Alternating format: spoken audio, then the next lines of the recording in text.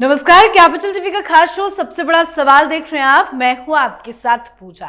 5 अगस्त का दिन बांग्लादेश के लोगों के लिए ऐतिहासिक दिन साबित हुआ। छात्र आंदोलन ने इतना उग्र रूप ले लिया कि प्रधानमंत्री शेख हसीना को पद से इस्तीफा देकर आनन फानन में देश छोड़कर जाना पड़ा। इसके बाद देश की सेना ने मोर्चा संभालते हुए कहा कि एक अंतरिम सरकार का गठन किया जाएगा। फिलहाल बांग्लादेश की स्थिति काफी नाजुक बनी हुई है। हिंसा जारी है। लगातार हिंदुओं को वहां टारगेट किया जा रहा है।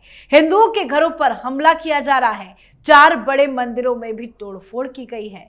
हिंसा के बीच राष्ट्रपति मोहम्मद शहाबुद्दीन ने संसद को भंग कर दिया। साथ ही देश की पूर्व पीएम खालिदा जिया को भी रिहा कर दिया गया।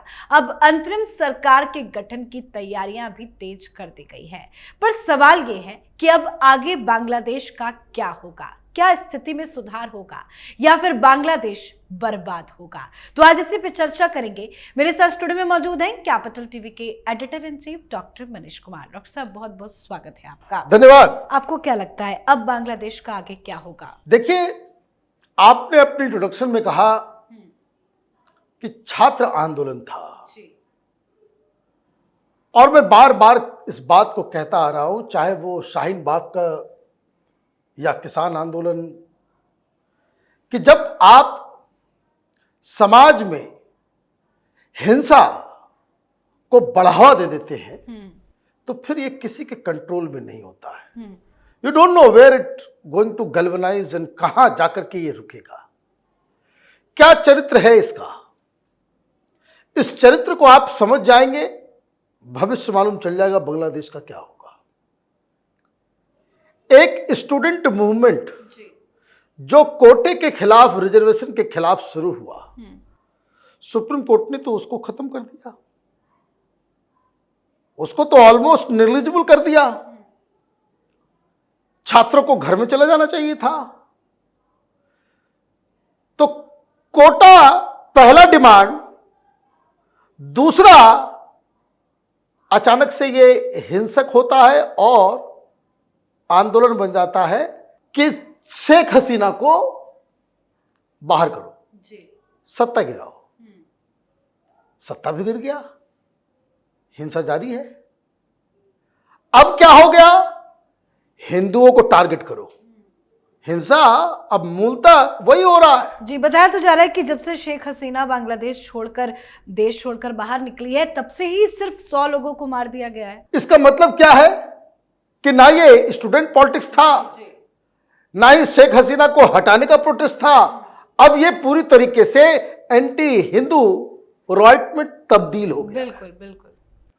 और आप खालिदा जिया को बाहर आप लेकर के आ गए। शेख हसीना के पार्टी के लोग जो हैं उसको आप जहां तहां मार रहे हो। क्यों मार रहे हो? क्योंकि ये इंडियन दलाल है। इस पार्टी के, शेख हसीना के पार्टी के मिनिस्टर्स, उसके लीडर्स को मार के पुल के ऊपर टांग दिया जा रहा है और लिखा जा रहा है कि भारत का दलाल। तो क्या हुआ है? आप इंटरिम सरकार बना करके आप कोशिश कर रहे हो, सब कुछ बोल रहे हो, कुछ हो रहा है? अभी जब हम इस वीडियो को रिकॉर्ड कर रहे हैं, अभी आधे घंटे पहले 3-4 बड़ी बड़ी खबरें आई। एक खबर आई कि कई सारी जेल के बाहर लोग वहां पे प्रोटेस्ट कर रहे हैं, हंगामा, और पता नहीं रात भर में वो लोग घुस भी जाएंगे। जेल के बाहर क्यों प्रदर्शन हो रहा है? कि कैदियों को रिहा करो। कैदियों में कौन है? तो जमाते इस्लामी के लोग, टेररिस्ट, कट्टरपंथी और सारे लोग। इन लोगों को रिहा कराया जा रहा है। 500-600 हार्डकोर कट्टरपंथी वो जेल से भाग चुके हैं, उसमें कोई हार्डकोर टेररिस्ट भी है, ये सब निकल गए। तो ये कहां जा रहा है? बांग्लादेश। तो लोग जेल से तो निकल रहे हैं, लेकिन एक खबर जो वहां के कुछ अखबारों में आ रही है कि आज सवेरे सवेरे लोग गए काम करने जी, कंपनियों में, एमएनसी जो विदेशी कंपनियां सब है, वहां ताला लग गया है। तो ताला तो लग गया, पूछा कब खुलेगा? लोगों ने कहा कि अब नहीं खुलेगा। कंपनीज भाग रही वहां वहां से सारे लोग काम छोड़ के भाग रहे वहां पे। इसका मतलब क्या है कि आप अफगानिस्तान के रास्ते पे आ गए। कैसे क्या होगा? और ये ध्यान रखिए, इस तरह के सिचुएशन किसी भी देश में हो सकता है, किसी भी देश में हो सकता है। और ये करने वाले कौन हैं? बस आप इस चीज को समझिए कि पॉपुलेशन तो करोड़ों में है और उसमें 10 से 20 लाख लोग जो है सड़कों पे हैं बस। तो एक मिनिस्क्यूल माइनॉरिटी वो पूरी की पूरी स्टेट को जो है वो तहस नहस कर दिया, तहस नहस कर दिया। रूल ऑफ लॉ, संविधान, ये वो सारे, वो कहां है? ये लोग हिंदुस्तान में 2 दिन पहले जश्न मना रहे थे कि भाई तानाशाह खत्म हो गया है, यहां पे डेमोक्रेसी आ गई, प्रजातंत्र के बहाली के लिए इतना बड़ा चीज हुआ, तानाशाह भाग गई, ये सेलिब्रेट कर रहे थे। अब क्या हो रहा है वहां? अब क्या हो रहा है वहां? तो अब होगा ये कि ऐसा नहीं है कि शेख हसीना आ गई है हिंदुस्तान तो इसका मतलब नहीं है कि उसको वहां पे समर्थन नहीं है। तो पहली जो चुनौती और पहला चीज जो होने वाला है कि बांग्लादेश एक कंटिन्यूअस सिविल वॉर में घुस गया है। वहां हथियार आपके पास है, आगजनी आप कर सकते हो, तो दूसरे लोग भी आगजनी कर सकते हैं। जी। अब वहां कोई भी आप इंटरिम सरकार बनाओगे, उसको आगे काम करने में दिक्कत होगी। तो पहला जो प्रॉब्लम आएगा वो सिविल वॉर। दूसरा इकोनॉमिक क्राइसिस। वो क्राइसिस इसलिए कि फिर न वहां काम होगा, न इंडस्ट्री काम करेगी, न वहां की कंपनी काम होगी, न इन्वेस्टमेंट आएगा।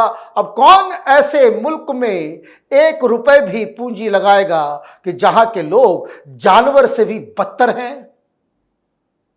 अब देखिए तस्वीरें आ रही है शेख मुजीबुर रहमान की प्रतिमा के ऊपर, वहां पे ऊपर चढ़ के लोग पेशाब कर रहे हैं और नीचे लोग ताली बजा रहे हैं। जिस मुल्क में आप अपने महापुरुषों को इज्जत नहीं दे सकते, वो देश तो खत्म हो जाएगा।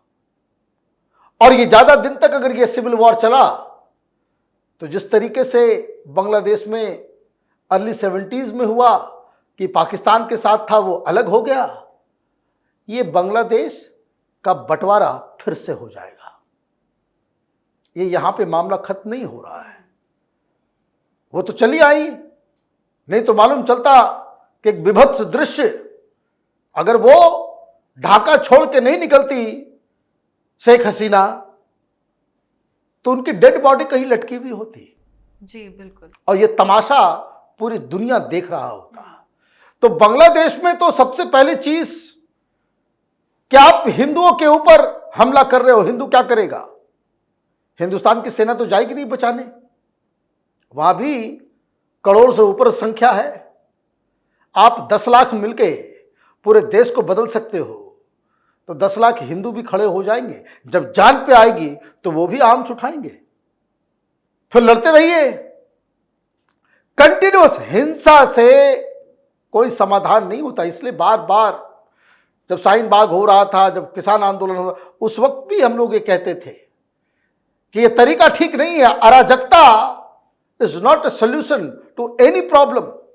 एनार्की से कोई सोल्यूशन नहीं, ये सब एनार्किस्ट है। और यहां पे क्या होगा अंततः? ये इंटरिम गवर्नमेंट आएगी, ये सब कुछ होगा। आप देखिएगा कि वहां पे शरिया का कानून लगेगा, क्योंकि अब आंदोलन स्टूडेंट के हाथ से निकल के ये दाढ़ी टोपी वाले जमाते इस्लामी के हाथ में चला गया है। तो यही होगा, कम्युनल वायलेंस भी होगा, जो पार्टी लाइन के ऊपर भी violence, multiple corner struggle, fight और वायलेंस वहां पे देखने को मिलेगा। कोई भी सरकार इस देश को अगले 10 साल तक शांति से नहीं चला पाएगी। तो जो लोग आज जश्न मना रहे हैं कि भाई हमने भगा दिया, हमने भगा दिया, कल ये रोएंगे, कल इनके बच्चे भी रोएंगे और इनके ऊपर थूकेंगे कि कहां पिछले 10-15 सालों में बांग्लादेश जिस तरीके से उन्नति की राह पे था, आप लोगों की बेवकूफ़ी की वजह से, ये चंद पैसों की वजह से, फॉरेन इन्फ्लुएंस की वजह से, आपकी मूर्खता की वजह से आपने एक अच्छे खासे डेवलप होते हुए मुल्क को तबाह और बर्बाद कर दिया। बिल्कुल सर, बहुत बहुत धन्यवाद समझाने के लिए। धन्यवाद। तो बांग्लादेश में शुरू हुआ आरक्षण विरोधी आंदोलन इतना तीव्र हुआ कि देश में तख्ता पलट ही हो गया। सेना ने सत्ता की कमान संभाल ली है और प्रधानमंत्री शेख हसीना को देश छोड़कर भागना पड़ा है। देश में अराजकता का माहौल है। अंतरिम सरकार बनाने की कोशिश भी हो रही है। कई तरह की खबरें सामने आ रही है। हर पल तस्वीर बदल भी रही है, पर यह कहना गलत नहीं होगा कि बांग्लादेश बर्बाद की कगार पर पहुंच गया है। इस पर आप अपनी राय कमेंट कर लिखें। देखते रहिए कैपिटल टीवी। नमस्कार।